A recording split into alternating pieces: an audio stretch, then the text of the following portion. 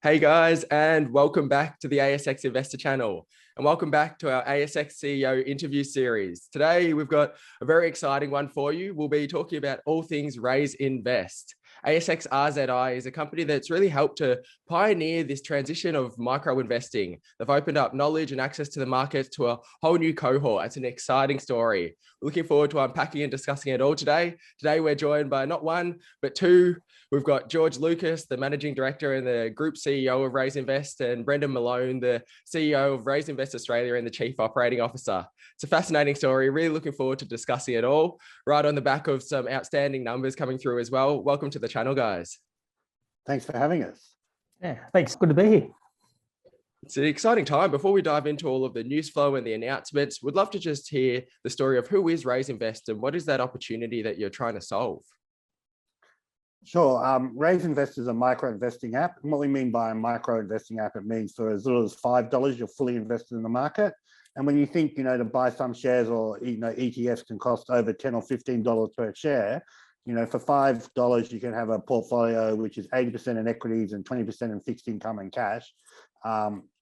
We find that, quite a lot of value for investors starting off in the market and want to learn about risk and what happens to their portfolio. And then on top of that, we're a platform. So what we mean by a platform, we're a savings platform. So we offer a lot of features which help people save and invest.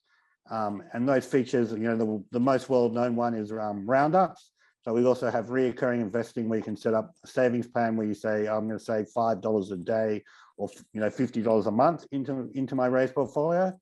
And we also allow just lump sum investments where you can come into the app and say, we'll do, $100. I'll just put $100 invested in the app. So even though roundups is the most popular feature, which, where we track your spending, and as you buy a coffee and say spend $3.50 on a coffee, and then 50 cents will be invested into your portfolio of your choice. Most of our money still flows through from either recurring investments or lump sum investments. Yeah, for sure. It's an exciting one. And over the past period as well, you've been rolling out a range of different product offerings. I know that Emerald offering, providing that ESG access, has been one that's got a lot of attention. Would love to hear if you could just break down the current offering that's out there and how you're looking at continuing to progress those moving forward. Yeah, thanks. Look, I think one of the biggest things that we hear, the reason we're here today is the Raiz here as a business is for financial education and financial understanding. And that's what we try and deliver through our product offerings. And so if we sort of unpack or start at the beginning, it's as George says, it's a micro-investing platform allowing people or individuals to get onto the platform for as little as $5. So they're getting that market education. I'm in the market. What does it mean? And as George says, there's 4 ways to get your money into the platform, and that's from roundups. So you link your debit card or your credit card, and we do a little roundup. So you buy a coffee for $3.50, round it to 4, takes the 50 cents, and as that accumulates to $5, you're fully in the market. Then there's the savings platform, and what the savings or the reoccurring the savings goal does is it commits people. So what it says is, I need $2,000 in 9 months' time. If I ask you for $2,000, it's very difficult. If I break that down into bite-sized chunks over time, people will hit their targets, and that's what we're seeing. We're making it palatable for people to start saving. And then there's a function, what we call Raiz Rewards. So if you shop with one of our 300 plus partners on the program, you get rewarded. So it's a cashback program, but instead of getting a discount at point of sale and then spending that discount somewhere else, it takes that discount and puts it into your online portfolio. So it's forced savings. And then the 4th way is lump sum one-off recurring. We do, like this time of year when people get their tax checks, we see them put an extra bit of money into their savings or an extra bit away, whether it's in preparation for Christmas time spending, it just they lock it away because it is forced savings. So that's the mainstay of the platform. And then as you touched on and George touched on, we do listen to our customers, and that's with the Emerald portfolio. 6 months after launch, our customers said to us, hey, we want some sort of socially responsible portfolio. We built it, they came. Then sort of in May 2020, we launched the Sapphire portfolio that George launched that. That was because customers were saying, hey, look, I know there's something out there called Bitcoin. What is it? How can I get exposure to it or an understanding of it in a controlled manner? So all these product developments, and I think there's about 18 product developments or product enhancements or features over the last 5 years that we've released, it is all off the back of our customer demand. And I think the only other one I didn't touch on then was Raiz Super. we are a superannuation, so I'm employed by Raiz. My super guarantee goes into my Raiz super account. And that was, again, a customer thing. Was like, hey, I understand the Raiz Invest platform on it. What's happening in my super over here with someone else? It's very difficult. Bring it together and I can see my superannuation balance in real time in the palm of my hand in the same app. It's a really compelling offering. And of course, it's interesting as well when you talk about the education piece. We saw that happening significantly last year with so many people staying at home. They had more time and potentially more savings as well. People were getting access to the market. So we'd love to hear your thoughts just about some of those trends that you saw play out last year with the digital adoption and people coming online and how they've adopted onto Raiz as well. Sure. So we know at least over 30% of the people coming onto the Raiz platform are people who've never used never invested before, never been in the market. So Raiz is their very first experience. And through the Raiz app, they learn about how markets work, they learn about volatility, but they also learn that they can save money. So it's not just about what's happening in markets, but there's definitely, from the time of COVID, and even we're seeing it now, is that we've seen a larger amount of money flow into our app. So our app is not a trading app. You don't go out and buy an individual share. You can't buy shares in the US. It's all about savings and building diversified portfolios. And even though we don't offer that facility where you can go out and say buy an Apple share or a Nike share, we're still seeing a larger amount of people coming and using the app. And a lot of that is because we have a very transparent, very clear fee structure, which isn't transactional based. It's like a subscription based, where you pay $3.50, a month for the use of the app, and that allows unlimited amounts of switching and trading and unlimited amounts of money coming in or out on the platform. So even though we have small investors as well, so the average balance is only like $2,500 on the platform. We also have very large investors where we have investors with over $1 million sitting on the platform as well, because of our fee structure, I believe, and also because you can see everything in the palm of your hand. And I think just to add to that too, George, is when this January this year, when we released customized portfolios, that has changed it. People through that COVID period of from March last year through to the end of the year, gone, okay, I'm sitting at home, I've got time on my hands. What do? I can get onto the Raiz platform. Then George listened to the call and released what we call customized portfolios. So now we have 14 ETFs all quoted on the ASX, and a customer can weight their own portfolio.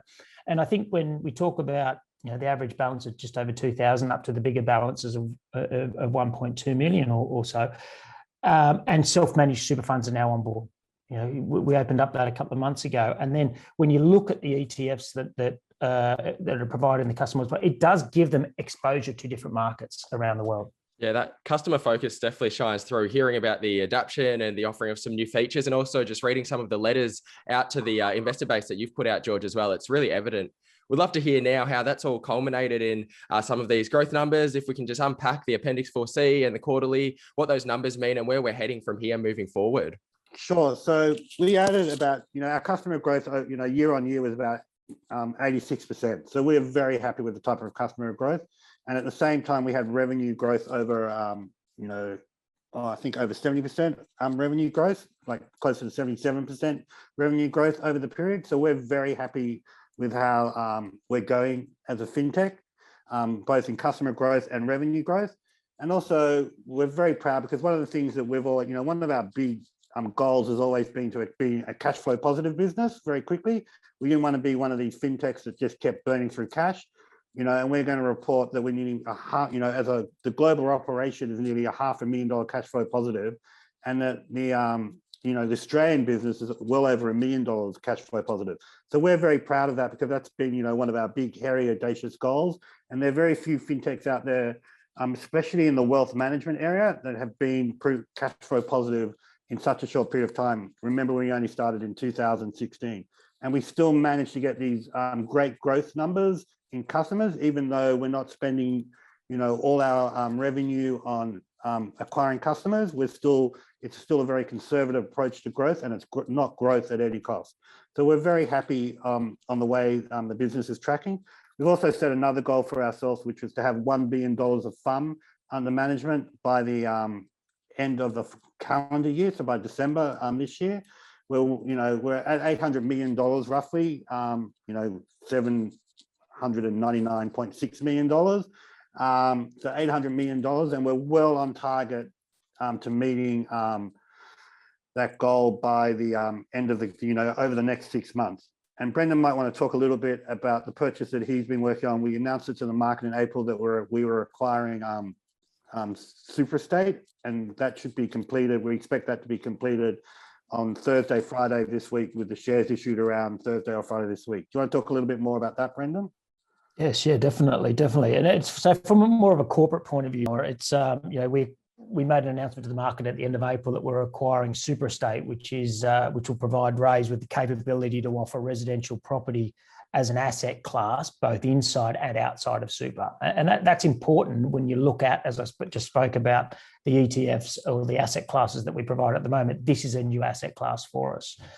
So that's that acquisition and the DD's all been completed now. As George said, we should complete that by the end of this week, which is very exciting. There's a young team over with Superstate that will come in, and we continue to grow the businesses both businesses as a whole and work together. And I think just when we talk about the 4C and the other corporate tools that we did or corporate business we did this quarter, was that we raised $10.4 million in an institutional placement and a share purchase plan. So it leaves the balance sheet or the cash at bank for 30 June at a very strong position of $19.4 million. Congratulations on that phenomenal quarter. And of course, that cash flow positive is a huge thing. Would love to hear as well, Superstate is that first acquisition in 5 years, obviously well capitalized now, as you've discussed. Is there any further plans for further acquisitions, potentially bringing some more capabilities in-house? We all know the building of the ecosystems is all the rage at the moment for many of these digital platforms. We always know we're always going to be on the lookout for, acquiring businesses that can add value, or, we have synergies, a horrible word, but synergies with that business. There's a couple, it also has to add value to our shareholders. So we have to be able to buy them at good values. And sometimes the valuations attached to fintechs and private equity world are not as realistic as valuations attached to fintechs which are listed. So we have to keep that in mind, because we don't want to destroy value for our stakeholders. But Superstate was perfect for us from the fact not only that it doesn't have a lot of knowledge in super, but also, as Brendan said, it allows us to capitalize on their residential property capabilities and bring that into not only into Raiz Invest as an asset class like Bitcoin or an ETF, but also into super. But it also comes with a massive property valuation database, which they call Vali, and that will also complement this work that we've just started where we're offering Raiz mortgages. So there's a lot of synergies. I hate that word. And if we can find other businesses like that, we would definitely talk about acquisition in that case. If you look back at our prospectus, when we first hit the ASX board, we keep delivering as a management team and as a board on what we say we will deliver. And that is growth and sensible growth, where we've got a small team. George manages us quite tightly in a good way, that, we all work together. Everybody can add ideas, one team, one dream, and it is showing 5 years later, to be in a cash flow positive state, can continue to deliver on the strategy we said we would deliver and not waver. There's been a few, what do we call them, George, industry themes along the way that a few of our friends in the industry have wavered and moved into, but we haven't. We've stayed strong to what we believe in, and that belief was in the Australian business and then moving into the Southeast Asia business. Yeah, talking about the Southeast Asian expansion opportunity still, would love to hear your thoughts, firstly, just for the viewers to conceptualize how the breakdown is for Australia, and then, of course, Southeast Asia with Indonesia and Malaysia, and also looking into the Thailand and Vietnam opportunities up ahead as well. Just to break down the customer numbers across the region, I mean, we have about 1.7 million, nearly 1.8 million people signed up, and over just under 1.1 of those are from Australia. There's about 420,000 in Indonesia and about 275,000 in Malaysia. But when we talk about those, Australia was 5 years ago, Indonesia 2 years ago, George, Malaysia a year ago. So both Indonesia and Malaysia are at where Australia was 5 years ago. They are at that real growth and startup phase. And I'll hand it over to Mr. Asia. Sure. And it's Australia and Southeast Asia being driven by different tailwinds. Australia obviously doesn't have a very large population growth. It has has a very wealthy population, and really what's the tailwind in Australia that's pushing the Raiz business is the wealth that people generate from, we are a relatively rich country, especially on a per capita basis when compared to other countries. Indonesia and Malaysia, Thailand, Vietnam, not on anyone's imagination are wealthy countries, but on a per capita basis. That doesn't mean to say they're not wealthy countries. There's not pockets of wealthy people. So in Indonesia, when we started this investigation in 2018, we identified from the due diligence reports that the independent people do for us, that there were about 55 million people who were in what they call the consumer class. That's already risen to about 65 million people, and we expect it to be 110 million people by the end, by about 2030. So what we're seeing is a different tailwind, and that is a tailwind of people moving up the chain and going from lower class to middle class or consumer class and getting more wealth, and then having the responsibility of what to do with that wealth, and to save for that wealth. And we're seeing that not only in Malaysia and in Indonesia. So this is more of a numbers game in Malaysia and Indonesia and Thailand. Indonesia has a population of 270 million people. Malaysia has a population of 35 million people and growing. Thailand is closer to 80 million people and growing, and Vietnam closer to 100 million people and growing. And so the driving factors, it's going to be the Asian century, we believe. And what we're doing is setting up Raiz to be a long-term business, not necessarily for the next 5 years, but for the next 100 years. Yeah, just building on that as well. It's an exciting opportunity. Would love to hear your thoughts. Is the focus just on Southeast Asia? Do you have further global expansion plans? How's that looking over the longer term period? I think at the moment, the focus is just on Southeast Asia, and we have some limitations around us from our original partner, Acorns, who we split with in 2018. I mean, when we say we split, they still have the largest shareholding in us, but they're not part of the day-to-day operation. And part of the agreement we came to them was that we would get Southeast Asia, and so we're pretty much focused on Southeast Asia. We are looking forward to the fact that Acorns Inc. will list itself through a SPAC at the end of the year, roughly. It depends on the timelines. I mean, but that's kind of like a timeline they're working to, and so there'll be another price reference point for the market out there where they can look and go, what value should a company like Raiz be valued at?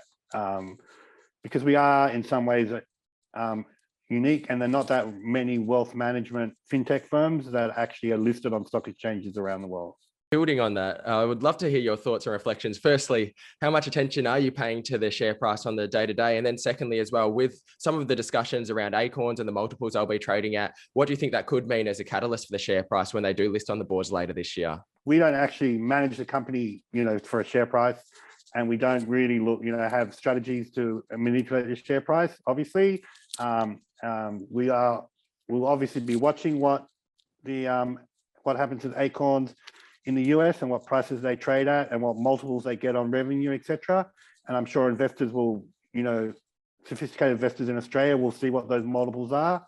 They'll in some ways, they have to report to the market every 3 months, so there'll be in some ways a lot more information necessarily than what we provide, even though through our 4C reporting we do report to the market every 3 months. And so, I think that's the kind of valuation metrics people will be looking at, is what type of multiple of revenue that they trade on. Is there anything you want to add to that, Brendan? No, I think back to what I said earlier is that we put our heads down as a management team and keep delivering on the strategy that we said we would deliver. And these latest set of results that have just been released show that, moving the business to a sustainable footing with the cash flow management exercises that we've had, and now turning cash flow positive, it creates. So the management, yes, the share price is important, but we just put our head down and keep on delivering on what we say that we will deliver. And then, what's happening in the US, yes, we are keeping an eye on it. And some would say that it could be the $1 billion question. It's exciting times. And of course, as you've mentioned, you continue to deliver, you've continued to put it out there. You've got that $1 billion funds under management goal. If we're looking out 12 months from now, where is ASX RZI going to be? We should hopefully have Thailand up and running by then. I mean, we've started building the technology stack for Thailand. We're actually in the process of incorporating a company in Vietnam, but that's still probably, a year to 18 months away before we're actually physically up and running. So we'll have more territories. Obviously, Southeast Asia at the moment is in, the grips of the COVID pandemic. I mean, countries like Malaysia are doing a fantastic job. I think they're up to about 400,000 a day in vaccinations.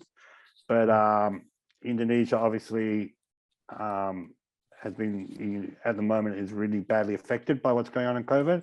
So we obviously are very concerned, not only about our staff and family members that are up there in Indonesia and Malaysia, but also our customers. And that, even though it hasn't really slowed our growth down, it does make it in some ways a little bit more difficult to do business, because a lot of business in Asia is done face-to-face and can't really be done over Zoom.